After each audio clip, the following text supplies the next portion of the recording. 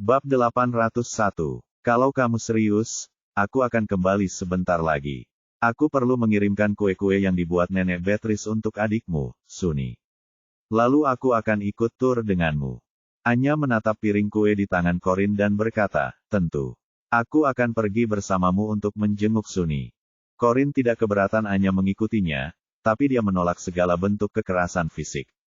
Kontak. Sunny tercengang ketika melihat Anya memasuki kamarnya bersama Corin. Ia langsung berdiri dan menarik Anya untuk melindunginya. Kau harus melewatinya kalau kau punya masalah dengan Anya. Aku tidak akan membiarkanmu mengganggunya. Corin meliriknya dan meletakkan piring berisi kue di mejanya. Nikmati kue buatan nenekmu. Sunny tercengang, dan dia mengerutkan kening saat melihat kue yang dibawa Corin kepadanya. Anya menahan Sunny dan berkata, jangan begitu, Sunny. Kok kamu bisa kasar banget sama tamu kita? Corin diundang ke rumah kita karena dia penyelamat kakek, dan kamu harus memperlakukannya dengan hormat. Sunny tahu dari Felix bahwa Corin adalah penyelamat kakeknya, tetapi ia tak sempat menanyakan detail kejadiannya. Ucapan Anya hanya membuatnya menatap Corin dengan bingung. Ia tidak berpikiran buruk tentang Corin, tetapi ia merasa Anya terlalu baik. Di sisi lain, Corin adalah gadis yang agak tomboy, dan jika mereka berdua bertengkar karena Jeremy, Anya lah yang akan menderita. Karena alasan itu, dia khawatir Corin mungkin akan menindas Anya, namun Anya tampaknya memiliki sikap yang berbeda terhadap Corin. Sunny bertanya dengan heran, Anya, apakah kamu dan Corin?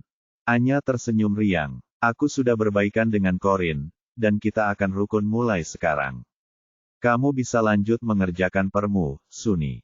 Aku akan mengajak Corin untuk tur rumah. Ia lalu membawa Corin pergi, meninggalkan Sunny yang menggaruk-garuk kepalanya bingung. Ada apa ini? Kenapa kedua rival itu akur sekali hari ini? Begitu Anya keluar dari kamar Sunny, dia melirik jam tangannya dan mengangkat kepalanya untuk tersenyum pada Corin. Kamar mana yang ingin kamu kunjungi pertama? Corin mengangkat bahu acuh tak acuh. Aku tidak masalah dengan kamar manapun. Anya lalu menyarankan, bagaimana kalau kita mulai dari kamar dan lemariku? Ikut aku. Letaknya di sana. Corin mengangguk dan mengikuti Anya. Ia tidak tertarik mengunjungi kamar Anya, tetapi ia tidak ingin menimbulkan kecurigaan Anya dengan mengatakan bahwa ia ingin melihat kamar mantan istri Maxwell. Membiarkan Anya memilih kamar secara acak adalah cara terbaik. Bab 802. Selamat datang di kamarku, Corin. Anya dengan antusias mengundang Corin masuk. Dekorasi kamarnya sangat mewah, dan ada banyak furnitur edisi terbatas dari merek-merek ternama. Tempat tidurnya yang besar juga dibuat khusus dengan tirai tempat tidur, dan bahkan spray pun tampak indah dan mahal. Namun, ruangan itu memiliki bau parfum Anya yang sama kuatnya, yang membuat Corin merasa mual. Corin melihat sekeliling dengan sopan dan mengangguk. Ya, sangat indah. Namun, Anya mendesah kesal dan bertanya, apakah menurutmu kamarku terlalu mewah? Corin menjawab singkat, tidak masalah jika sumber keuangan keluargamu memungkinkan pemborosan seperti itu. Yah, Lucas sudah menyuruh seseorang mendesain dan menyesuaikan ini untukku. Dia bersikeras memberikan yang terbaik, dan setiap ubin lantai di kamarku diukir dengan teliti dari kristal asli. Aku sudah bilang padanya untuk tidak repot-repot, tapi dia tidak mau mendengarkanku. Aku tidak keberatan menghabiskan lebih banyak untuk hal-hal lain, tapi ini lantai yang sedang kita bicarakan. Lagi pula kita akan menginjak-injaknya, jadi apa gunanya membuatnya semewah itu? Anya menyamarkan bualannya sebagai keluhan, dan Corin hanya mengerucutkan bibirnya sambil tersenyum. Kamu beruntung punya kakak laki-laki yang baik dan menyayangimu.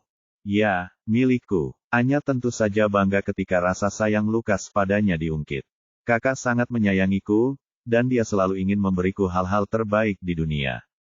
Dia terlalu memanjakanku, jadi kadang-kadang aku alergi terhadap barang-barang murah.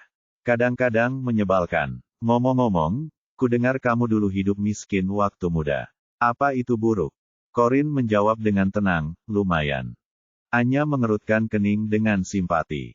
Ketika aku memikirkan betapa miskinnya kamu saat kecil, aku merasa bersalah seolah-olah aku tidak berhubungan dengan kebanyakan orang normal. Corin meliriknya dengan pandangan hambar. Setiap orang punya takdirnya masing-masing. Kamu, misalnya, ditakdirkan untuk terlahir kaya dan berkuasa. Aku juga punya takdirku. Anya mengangguk. Kurasa akan selalu ada perbedaan antara si kaya dan si miskin. Semakin lama percakapan itu berlangsung, semakin terdengar sinis. Anya memasang ekspresi paling polosnya saat melontarkan komentar-komentar sarkastis itu. Sayangnya, Corin sama sekali tidak terpengaruh oleh perkataan Anya karena ia memang bukan perempuan yang materialistis. Kehidupan mewah Anya di Riveras sama sekali tidak berpengaruh padanya, dan ia pun tidak merasa sakit hati melihat Anya baik-baik saja. Corin hanya pergi untuk mencari petunjuk tentang apa yang dialami ibunya dulu. Selain itu, ia sama sekali tidak tertarik pada keluarga Rivera lainnya. Corin mengabaikan komentar Anya yang bermuka dua dan pergi ke ruang ganti sendirian. Ia mulai curiga bahwa kamar itu adalah kamar yang sama dengan yang ia tinggali semasa kecil, yang kemudian direnovasi oleh Lucas untuk Anya. Dia berusaha semaksimal mungkin untuk menemukan jejak-jejak familiar yang mungkin dapat mengingatkan kembali sebagian ingatannya yang hilang. Lalu, Anya menghampiri Corin dan berkata, "Ini ruang gantiku. Kelihatannya agak berantakan karena terlalu banyak barang di sini, jadi kuharap kau tidak menertawakanku karena berantakan." Aku baru saja menyuruh para pelayan untuk membersihkannya bulan lalu, tapi belum sebulan berlalu dan sudah banyak sekali barang tak terpakai yang menumpuk. Corin memandang sekeliling dengan termenung. Kecuali pakaian, tas, dan perhiasan, ia tidak melihat sesuatu yang familiar. Bab 803. Bahkan jika itu adalah kamar yang dulu ditinggali Corin saat dia masih kecil, kamar itu pasti akan diubah setelah Lucas memerintahkan renovasi total. Anya kesal setiap kali Corin tidak merespons, dan setelah memikirkannya lebih lanjut, ia tertawa dan berpura-pura baik padanya. "Ngomong-ngomong, Corin, aku selalu bisa memberimu beberapa pakaianku yang sedang tidak musim supaya kamu tidak perlu mengeluarkan uang." Sebagai tanggapan, Corin mengangkat alisnya dan menatap Anya dalam diam agar Anya dapat menafsirkannya sendiri. Anya merinding dan berkata dengan malu-malu, "Tapi itu waktu kamu masih muda, kan? Kamu sudah dewasa sekarang, dan aku lupa kalau kamu sekarang istri Jeremy. Dengan dia, kamu nggak akan pernah kekurangan uang untuk membeli semua ini." Mendukung. Dia lalu mengamati Corin dari ujung kepala sampai ujung kaki dan berkomentar, "Tapi kenapa bajumu terlihat murahan? Apa Jeremy tidak memberimu uang untuk membeli baju?" Corin tidak merasakan keakraban apapun di ruang ganti, jadi dia berbalik dan menghadap Anya. "Bagaimana dia bisa memberiku uang kalau dia sendiri tidak punya uang?" Anya terkejut mendengarnya. Ia tersenyum dan berkata, "Kau bercanda, kan? Jeremy itu pewaris Holden dan presiden Holden Group. Apa maksudmu, dia tidak punya uang?" Corin berkata dengan tenang, "Kartunya ada padaku, dan dia tidak punya uang sendiri. Dari mana dia akan mendapatkan uang untuk diberikan kepadaku? Sebaliknya, dia perlu memastikan suasana hatiku baik. Jika dia menginginkan uang saku." Anya sangat terluka oleh kalimat itu. Ia tidak menyangka Corin akan begitu tegas terhadap Jeremy. Corin menambahkan, "Lagi pula, aku tidak butuh banyak baju. Aku lebih mementingkan kenyamanan daripada segalanya. Jeremy lebih suka aku menjadi diriku sendiri." Senyum Anya membeku. Ia diam-diam mengepalkan tinjunya dan menancapkan kukunya di telapak tangannya. Itulah salah satu alasan dia membenci Corin. Corin selalu mengenakan pakaian sederhana dan tidak pernah memakai riasan apapun, tetapi dia tetap bisa memenangkan hati Jeremy tanpa banyak usaha. Anya menganggap itu sebagai penghinaan terhadap dirinya sendiri. Corin sudah tidak tertarik lagi dengan kamar Anya. "Ayo kita pindah ke kamar sebelah." Petik 2. Anya tersadar kembali dan memaksakan senyum. "Oke, ikut aku. Akan kutunjukkan Lucas ruangan sekarang." Corin bahkan kurang tertarik dengan kamar Lucas dibandingkan kamar Anya. Ia hanya berdiri di pintu dan melihat sekeliling sebentar tanpa melangkah lebih jauh. Anya memanggilnya dari dalam ruangan. "Kenapa kamu cuma berdiri di sana? Masuklah. Aku akan menunjukkan koleksi jam tangan Lucas. Semuanya jam tangan mewah dengan pelat jam berlian." Corin menggelengkan kepalanya. "Tidak, terima kasih, Tuan Lukas tidak ada di sini, dan tidak pantas bagi orang luar sepertiku untuk masuk ke kamarnya. Lupakan saja. Ayo kita cari tempat lain. Anya bersikeras dengan yakin, semuanya akan baik-baik saja. Aku selalu diizinkan masuk ke kamar Lukas. Jangan khawatir, Corin. Kalau aku bersamamu, dia tidak akan marah padamu kalaupun tahu. Corin masih tidak tertarik. Kamar pria biasanya sederhana dan tidak banyak yang bisa dilihat. Aku juga tidak tertarik dengan jam tangan pria, jadi tidak ada gunanya aku ke sana. Ayo kita pergi. Tidak ada yang bisa Anya lakukan untuk membujuk Corin, jadi dia meninggalkan kamar Lukas dan berkata, kalau begitu, aku akan mengajakmu mengunjungi kamar orang tuaku. Bab 804. Kamar Maxwell dan Phoebe menggelitik minatnya, dan dia penasaran ingin tahu di kamar seperti apa ayahnya yang keji sekaligus, sahabat, ibunya tinggal. Ini kamar orang tuaku. Ayahku suka membaca sejarah, jadi setiap perabot di kamar ini benar-benar antik. Harganya lebih mahal daripada barang antik yang kita lihat di museum. Corin mengamati ruangan itu dan menyadari bahwa suasananya sangat tenang dan elegan. Setiap perabotnya adalah barang antik yang terbuat dari kayu berkualitas tinggi. Anya tidak terlalu menyombongkan diri, tetapi dari kata-katanya jelas terlihat bahwa ia sedang pamer. Ia tidak terlalu tertarik dengan perabotan antik, dan yang menarik perhatiannya adalah rak buku besar yang terpasang di dinding barat ruangan. Rak buku besar itu penuh dengan buku. Siapa yang membaca ini? Maxwell atau Phoebe? Corin bertanya kepada Anya dengan sopan, bolehkah aku ke sana dan membaca buku-buku itu? Anya bersukacita karena akhirnya ada sesuatu yang membuat Corin iri. Ia berkata kepada Corin dengan murah hati, tentu. Tapi kamu harus hati-hati agar tidak merusaknya. Banyak di antaranya adalah replika tak ternilai yang dikumpulkan ayahku, dan kamu tidak akan bisa menggantinya jika rusak. Ia hampir tak bisa menahan diri untuk mengatakan bahwa Corin tak akan mampu membayar kerusakannya. Dimengerti, aku akan berhati-hati dengan mereka. Corin mengangguk, mengabaikan sikap Anya, lalu berjalan untuk memeriksa beberapa buku di rak buku besar. Ia memilih satu buku secara acak dan membolak-baliknya. Kemudian ia mengembalikan buku itu dan mengambil buku lain. Buku-buku tersebut semuanya ditulis dengan sangat baik, bukan sekadar bacaan hambar yang dibeli untuk memenuhi rak dan membuat seseorang tampak banyak membaca. Maxwell nampaknya gemar sekali membaca, seperti banyak tokoh sejarah yang terpelajar tetapi memiliki karakter yang agak hina. Corin menyeringai sambil membalik halaman berikutnya. Foto lama yang tak sengaja dilihatnya membuatnya tertegun sejenak. Itu adalah potret keluarga, yang sama yang dilihatnya di meja Lukas di Rivera Group. Di dalam foto itu ada Maxwell, ibu Corin, Lukas, dan seorang gadis kecil montok dengan tahi lalat merah ceri di antara kedua alisnya. Gadis itu digendong ibunya, dan Corin tahu itu ibunya. Jika foto itu ditaruh di sana dan tidak dipajang di tempat terbuka, mungkin karena dia tidak ingin orang lain melihatnya.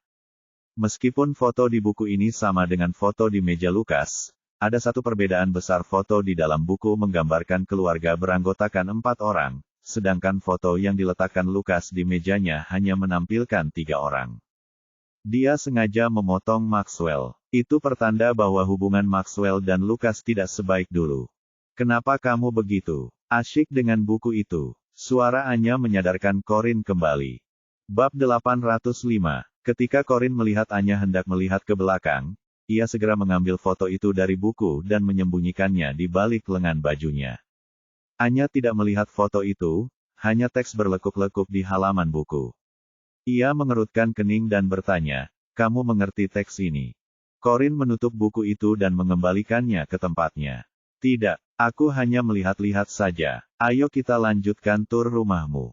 Anya hendak menjawab tetapi tiba-tiba terhenti karena sebuah suara. Tindakan Corin mengembalikan buku ke tempatnya semula tampaknya telah memicu suatu mekanisme, dan rak buku besar yang terpasang di dalamnya bergerak, memperlihatkan sebuah pintu tersembunyi yang terintegrasi di dalamnya. Pintu itu otomatis terbuka di tengah rak buku. Gerakan tiba-tiba itu membuat Corin tertegun. Apa ini? Anya mengerutkan kening dan berkata dengan ekspresi yang tidak wajar, bukan apa-apa. Ini ruang kerja ayahku. Ketika direnovasi, perancangnya merasa desain pintu ini lebih menyatu dan indah. Ruang kerja ayahku juga penuh buku, jadi tidak banyak yang bisa dilihat di sana. Ayo pergi, Corin. Anya ingin menyeret Corin pergi secepat mungkin karena dia tidak ingin Corin menyelidiki apa yang disebut ruang kerja itu. Reaksinya agak aneh, dan Corin merasa lebih tertarik untuk melihat ke dalam. Kita sudah di sini, jadi sebaiknya kita masuk saja. Tidak ada yang bisa dilihat di sana, Corin. Anya ingin menghentikan Corin, tapi dia selangkah lebih dekat. Terlambat. Corin bergerak cepat dan memasuki ruangan sebelum Anya bisa menghentikannya. Di sana, Corin mendapati bahwa tidak ada ruang kerja di balik pintu tersembunyi itu. Melainkan, yang ada hanyalah kamar tidur kecil sederhana dengan satu tempat tidur tunggal. Kenapa ada kamar tidur di dalam kamar tidur? Corin bertanya-tanya. Dia menyipitkan matanya sambil berpikir keras dan bertanya, apakah orang tuamu tidur di ranjang terpisah? Mata Anya melirik sekilas, tapi ia berpura-pura tenang dan berkata sambil tersenyum, ya, mereka terkadang tidur di kamar terpisah kalau bertengkar. Bukankah semua pasangan suami istri memang terkadang bertengkar? Corin mengangkat alis. Mereka bisa tidur di kamar tamu semalam saja kalau mereka bertengkar. Rumahmu besar dan banyak kamar kosong, jadi menurutku tidak perlu membuat kamar kecil tersembunyi di kamar tidur yang sudah ada.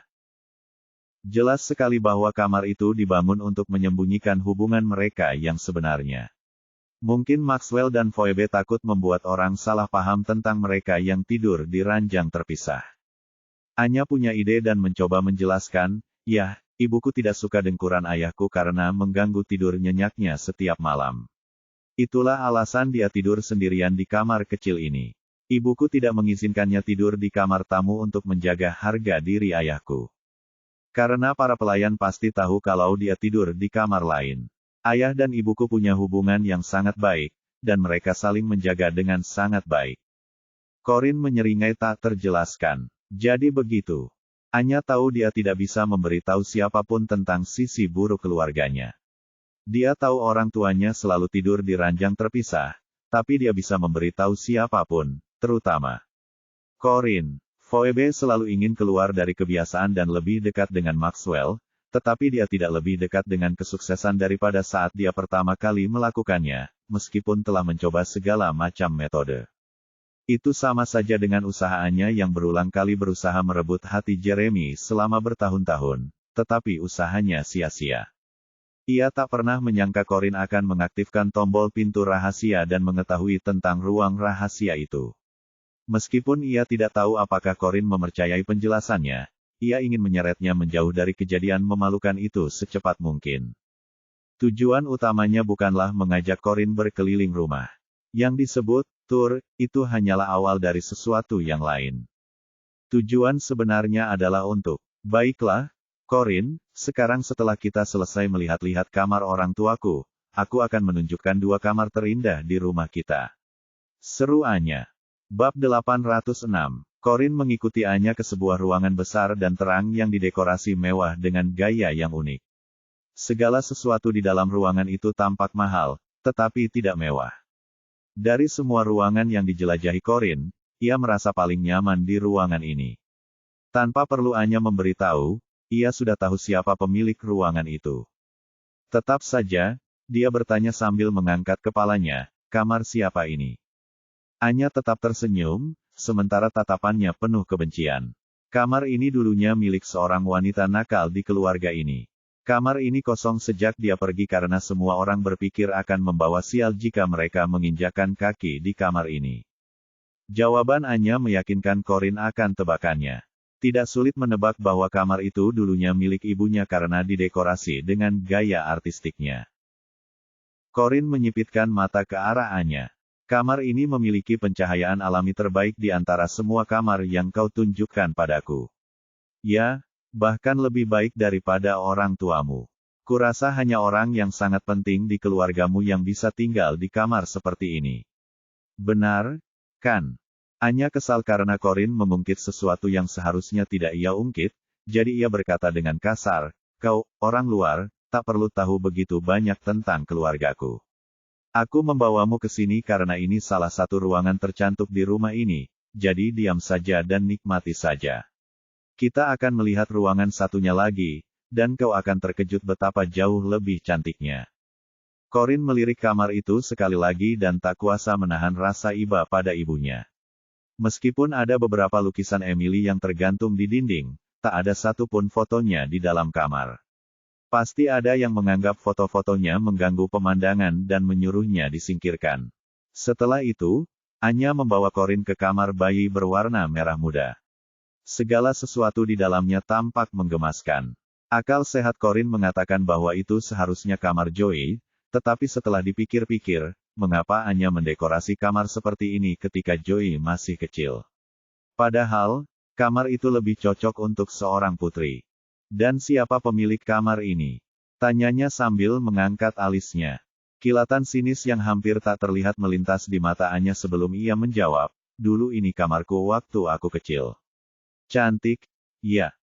Corin mengangguk singkat. Memang, Anya melihat jam tangannya lalu menambahkan sambil tersenyum, Corin, kamu harus lebih sering di kamar ini. Kamu mungkin bisa dapat ide untuk kamar bayimu. Corin melirik kamar merah muda itu sebelum menggelengkan kepalanya. Tidak, terima kasih. Kurasa bayiku tidak akan suka gaya seperti ini. Dia lalu berbalik hendak pergi, tetapi Anya menghalanginya. Corin, lihat, kotak musik merah muda ini cantik, ya. Tanya Anya sambil mengambil kotak musik dari rak untuk ditunjukkan kepada Corin. Corin tidak pernah menyukai warna merah muda atau pastel, jadi tanpa melihatnya, ia meletakkan kotak musik itu kembali ke rak setelah menerimanya dari tangan Anya. Saat melakukannya, ia tidak sengaja menekan tombolnya, dan tutup kotak musik itu perlahan terbuka seiring alunan musik. Dua beruang kecil memegang tangan dan menari melingkar sambil mendengarkan musik yang menenangkan. Musik itu pasti telah memicu sesuatu yang dalam di dalam diri Corin karena pupil matanya mengecil saat ingatan yang terpecah-pecah menyerbu kembali ke dalam pikirannya. Dia meringis mendengarnya. Ark, kepalaku sakit sekali. Bab 807. Corin, kamu baik-baik saja. Anya tiba-tiba menepis kotak musik dari tangan Corin, dan kotak itu jatuh ke lantai dengan bunyi gedebuk. Kedua boneka beruang kecil itu hancur berkeping-keping, dan musik pun berhenti dengan cepat. Corin tersadar dari lamunannya dan menatap kotak musik yang pecah dengan sedih. Ia lalu membungkuk untuk memunguti pecahan-pecahannya. Ya Tuhan, kenapa aku ceroboh sekali? Sayang sekali kotak musiknya pecah, gumam Anya sambil berpura-pura. Cara yang lucu. Corin mengabaikannya. Ia memutar kotak musik di tangannya, mencoba memutarnya lagi, tetapi sayangnya, kotak itu rusak parah. Hati-hati, Corin. Kau tidak mau tanganmu terluka karena pecahan kaca itu, kan? Tunggu di sini. Aku akan meminta pelayan untuk membersihkannya, kata Anya. Lalu ia melangkah keluar ruang. Corin terus mengabaikannya. Ia terus menatap kotak musik pecah di tangannya. Aku ingat lagu ini, dan ruangan ini juga. Anya melirik jam tangannya lagi setelah keluar dari kamar. Lalu, ia menyeringai puas sebelum turun ke bawah. Lukas masuk melalui serambi segera setelah Anya turun. Selamat datang kembali, Lukas. Sapa Anya. Lukas melepas jasnya dan memberikannya kepada pelayan. Ada keadaan darurat apa? Kenapa kau memintaku untuk segera pulang? Anya tersenyum polos. Tamu istimewa datang ke rumah kita hari ini. Dialah yang menyelamatkan kakek, jadi itulah sebabnya aku mengirim pesan singkat kepadamu untuk pulang. Kupikir kamu juga harus menjadi tuan rumah. Lagi pula, dia orang yang sangat penting bagi keluarga. Orang yang menyelamatkan kakek. Mata Lukas tiba-tiba berubah tajam. Anya mengangguk. Ya, coba tebak siapa dia, Lukas. Tunggu, tidak, aku akan beritahu. Itu Corin. Benar-benar kebetulan, kan? Aku tidak percaya Corin adalah orang yang menyelamatkan kakek. Dia menekankan kata, kebetulan, untuk mengisyaratkan bahwa itu sama sekali bukan suatu kebetulan. Lukas tidak memberinya reaksi yang diharapkannya. Sebaliknya, ia hanya melihat sekeliling dan bertanya, di mana dia sekarang? Anya berkedip. Dia ada di atas. Aku tadinya mau mengajaknya melihat kamarku. Ayo, aku antar kau ke sana. Kita harus berterima kasih padanya dengan pantas karena telah menyelamatkan nyawa kakek. Maka, Lukas mengikuti Anya ke atas. Sepanjang jalan, Anya berkata, Lukas, aku sudah bilang ke Corin untuk menghabiskan waktu sepuasnya di kamarku. Sepertinya dia suka karena dia memujimu karena menyewa desainer yang mendesain kamarku. Lukas tertegun sejenak ketika mendengar itu. Tiba-tiba, emosi dan pertanyaan berkecamuk terlintas di benaknya. Apa yang akan dipikirkan Corin ketika mendengar aku telah menyewa desainer khusus untuk mendesain kamar Anya? Apa dia akan berpikir aku pilih kasih? Tiba-tiba Anya berteriak, ya ampun, Corin. Kenapa kamu masuk ke ruangan itu? Bukankah sudah kubilang kalau ruangan ini terlarang? Bab 808. Jeritan Anya menyadarkan Lukas dari lamunannya. Ia langsung menoleh dan melihat pintu kamar masa kecil Luna, yang terlarang bagi siapapun, terbuka. Dari luar pintu, mereka bisa melihat Corin berjongkok di lantai, memegang kotak musik dengan linglung seolah sedang memikirkan sesuatu. Dia perlahan berbalik menatap Lukas dan Anya saat dia mendengar Anya berbicara padanya. Tak lama kemudian, Anya berteriak lagi, astaga, Corin. Kenapa kau pecahkan kotak musik adikku? Itu kan kotak musik kesukaannya. Corin sama sekali tidak terkejut dengan tuduhan palsu Anya. Ia hanya berdiri dan berkata dengan tenang, bukan aku yang membocorkannya. Anya berpura-pura terkejut. Ia lalu merebut kotak musik yang pecah dari tangan Corin untuk melihatnya lebih dekat, meskipun Corin lah yang pertama kali memecahkannya. Oh tidak, ini benar-benar rusak. Apa yang harus kita lakukan? Setelah mengatakan itu, ia menoleh ke Lukas dan berkata dengan sedih, maafkan aku, Lukas. Ini semua salahku. Seharusnya aku tidak turun untuk mengambilkan minuman untuk Corin. Aku tidak menyangka dia akan masuk ke kamar Luna dan memecahkan kotak musik kesayangannya. Kalau kau mau menyalahkan seseorang, salahkan saja aku. Anya tahu Lukas sangat membenci orang lain yang menerobos masuk ke kamar Luna tanpa izinnya, dan ia juga tidak akan memaafkan orang itu jika mereka merusak sesuatu di dalam. Sebelumnya, seorang pelayan sedang membersihkan kamar ketika sepatunya secara tidak sengaja tersangkut di tirai, menyebabkan rendanya terurai. Lukas sangat marah setelah mengetahui hal itu, dan ia menghukum pelayan itu dengan keras. Oleh karena itu, ruangan itu tidak perlu dikunci karena tidak akan ada yang berani masuk. Semua yang ada di ruangan itu tetap seperti sebelum Luna menghilang.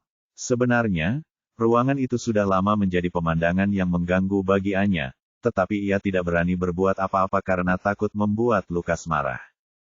Itulah sebabnya dia menjadikan Corin sebagai kambing hitam untuk membuat kekacauan di ruangan itu. Juru selamat atau bukan, Lukas pasti akan membuat Corin membayar karena telah merusak kotak musik kesayangan Luna. Ini mungkin tidak akan menyingkirkannya untuk selamanya, tapi aku akan senang melihatnya sedikit menderita, pikir Anya. Lukas berjalan ke arah Anya dan mengambil kotak musik yang pecah dari tangannya untuk melihatnya. Ia lalu melirik pecahan kaca di tanah sebelum mendesah.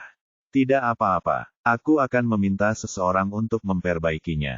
Terkejut, Anya menatapnya dengan melotot tak percaya. Apa? Ada apa ini? Kenapa Lukas tidak marah pada Corin karena memecahkan kotak musik kesayangan Luna? Tanya Anya.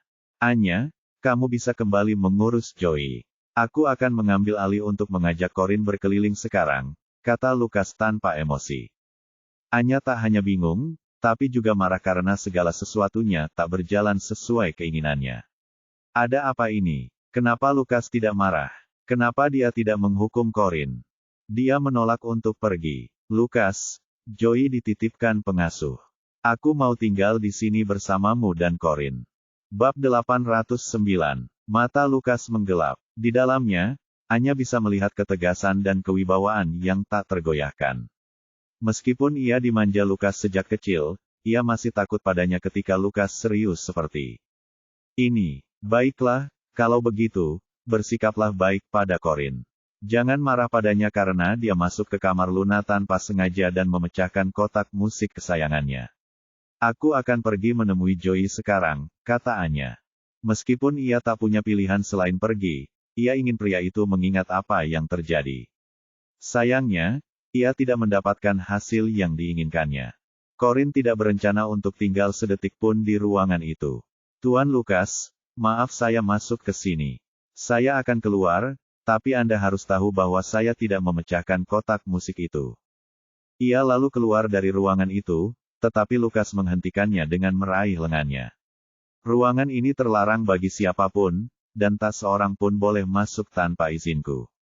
Corin mengerutkan kening. Jadi, kenapa kau tidak langsung saja bilang bagaimana kau akan menghukumku karena masuk ke sini tanpa izinmu? Lukas menutup pintu, takut dia akan mencoba melarikan diri karena dia tidak mau mendengarkan apa yang dia katakan. Corin, kamar ini mungkin terlarang bagi siapapun, tapi tidak untukmu. Kamu boleh keluar masuk sesukamu karena ini memang kamarmu sejak awal, jadi aku tidak akan menghukummu. Malahan, aku sangat senang melihatmu pulang. Corin tertegun sejenak, tetapi senyum mengejek muncul di wajahnya. Ternyata ia benar, ia menduga ia pasti punya semacam koneksi dengan ruangan ini sejak mendengar alunan nada familiar dari kotak musik itu. Lukas menyerahkan kotak musik yang rusak itu kepadanya. Ini kotak musik favoritmu waktu kecil. Akulah yang memberikannya padamu. Corin meliriknya dan berkata dengan acuh tak acuh, begitukah? Baiklah, kalau begitu kau bisa menyimpannya. Lukas mengerutkan kening. Aku sudah meminta pelayan untuk menjaga kamar ini dalam kondisi prima agar semuanya persis seperti yang kau tinggalkan bertahun-tahun lalu. Apa kau ingat sesuatu tentang kamar ini? Tidak, Lukas tersenyum kecut. Tidak apa-apa, aku yakin kamu akan perlahan mengingat semuanya setelah kamu pindah kembali ke sini. Corin tersenyum. Tuan Lukas, sepertinya Anda salah paham. Saya datang ke sini hari ini karena kakek nenek Anda mengundang saya, bukan karena saya berencana pindah kembali ke sini.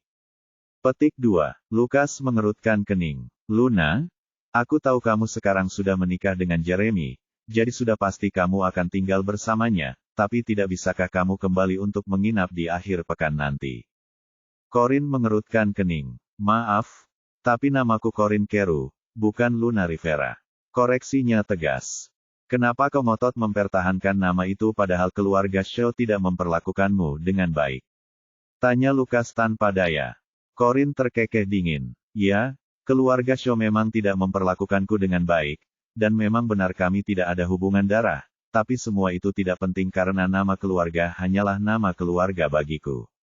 Itu tidak berarti apa-apa. Meski begitu, aku lebih suka menjadi Keru daripada Rivera. Lukas mengerutkan kening. Tapi kenapa? Apa karena semua kesalahpahamanku padamu dan caraku memperlakukanmu? Bab 810.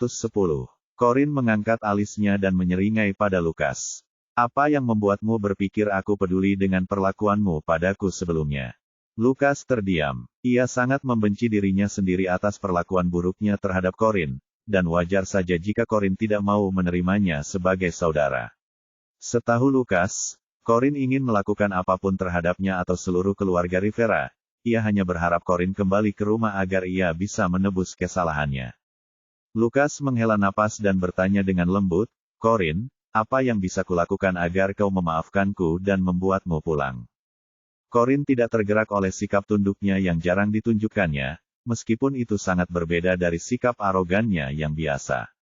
Tuan Lukas, saya sudah mengatakan bahwa saya tidak menyalahkan Anda atas semua kesalahpahaman atau bagaimana Anda memperlakukanku. Bagiku, kau hanyalah orang asing yang kebetulan memiliki darah yang sama denganku, dan sekarang, kita paling-paling hanya kenalan. Dan sebagai orang asing, aku merasa wajar jika kau curiga atau bahkan membenciku, jadi tak perlu merendahkan harga dirimu dan memohon ampun padaku. Itu tidak pantas untukmu. Lukas tak bisa berkata apa-apa, dia belum pernah merasa begitu tersesat sebelumnya. Pahamilah aku tidak akan pernah kembali tinggal di sini atau menganggap kalian sebagai keluargaku. Ini tidak ada hubungannya dengan perlakuanmu padaku sebelumnya, tambah Corin. Setahuku, kakek nenekmu mengira aku anak dari laki-laki lain yang bukan ayahmu. Mereka bahkan membawaku untuk melakukan tes paternitas agar ibuku pergi, jadi kenapa aku harus memakai nama Rivera? Mata Lukas tertuju pada ini. Kau ingat apa yang terjadi bertahun-tahun lalu? Bagaimana dia bisa mengingat semua kekacauan itu ketika dia masih sangat kecil saat itu? Tanya Lukas. Aku tidak ingat, tapi aku sudah menyelidiki masalah ini. Saat ini, aku hanya tahu permukaannya saja, tapi aku bersumpah akan membuat orang yang bersalah pada ibuku membayar setelah aku tahu siapa orangnya. Sedangkan kau, Tuan Lukas, kau dan seluruh keluargamu adalah kaki tangan pelaku yang memaksaku. Ibu harus pergi. Mata Lukas mulai bergetar. Setelah hening sejenak, ia menghela napas dan berkata, Corin, kau tak perlu terus-terusan mengorek masalah ini. Aku akan menceritakan semua yang ingin kau ketahui. Mata Corin berbinar. Benarkah? Katakan sekarang siapa yang menodai nama ibuku. Lukas menatapnya dengan mata penuh emosi campur aduk. Tidak ada yang mencemarkan namanya, karena semua bukti saat itu menunjukkan ibu kita melakukan kesalahan yang seharusnya tidak dilakukannya. Mata Corin menggelap. Bukti? Berarti kamu juga pikir aku anak selingkuhan. Lukas menggeleng. Bukan, kau bukan. Kau memang adikku, sungguh, tapi, ibu kita memang melakukan kesalahan saat itu, jadi tidak ada yang menyakitinya. Corin mendengus. Oh, diam saja, Tuan Lukas. Tolong jangan panggil dirimu saudaraku atau panggil aku saudaramu. Aku bukan saudaramu. Saudaramu itu Anya. Jangan samakan aku dengan dia.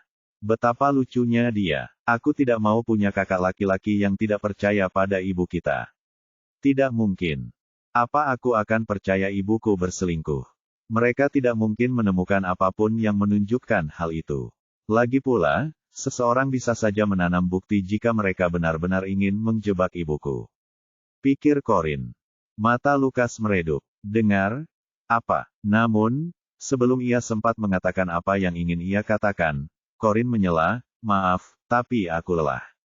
Sekarang, aku akan turun untuk meminta kakek Cedric mengizinkanku beristirahat di kamar tamu.